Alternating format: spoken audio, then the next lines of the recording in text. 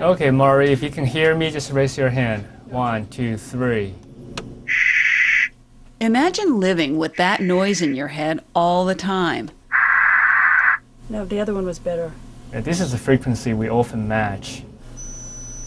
Mari Quigley-Miller does. She has tinnitus. She perceives sound when no external sound is present. Higher. I remember my tinnitus, the first time it was in November 29th of 1995. I woke up at about 2:30 in the morning with this ringing, loud sound in my head. And I thought, well, maybe I had a ear condition, a little cold or something, and it would go away. It didn't. The ringing persisted, and she couldn't get an accurate diagnosis. That's great. I continued to go to doctors to find out what was wrong and why my ears were ringing. And in the meantime, I'm not sleeping. I'm taking a few sleeping pills to help me, and those weren't working. Mari eventually was diagnosed with a fast-growing tumor, which impacted her hearing, balance, and facial muscles.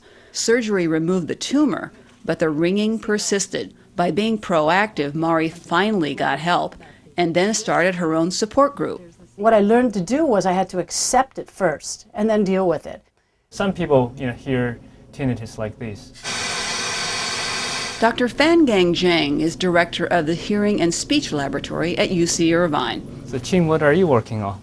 His team is studying sounds that may suppress tinnitus. We don't know exactly what caused tinnitus, but tinnitus is highly correlated with hearing loss and also the amount of noise one is exposed to. So you hear that kind of chirping sound. A lot of people think this is what their tinnitus is.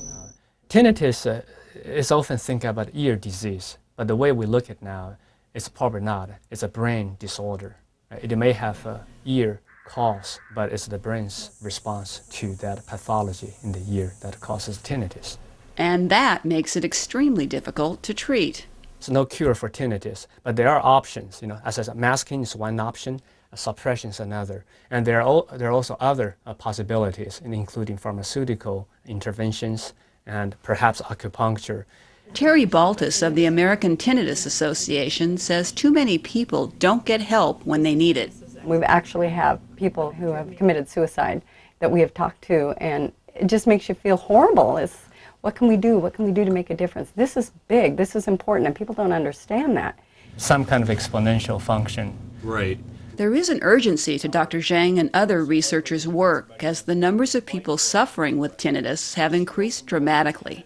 What's really scary and very unsettling is that approximately 50% of our returning soldiers coming back from the global war on terror have tinnitus or experiencing tinnitus, and they wake up every morning with that and will for the rest of their lives. A little higher. For some, like Mari Quigley-Miller, knowledge has become power. That's good, just not as loud, but that's the good level of my tinnitus. The most important thing is I've accepted it and I'm the boss. It doesn't rule me, I rule it.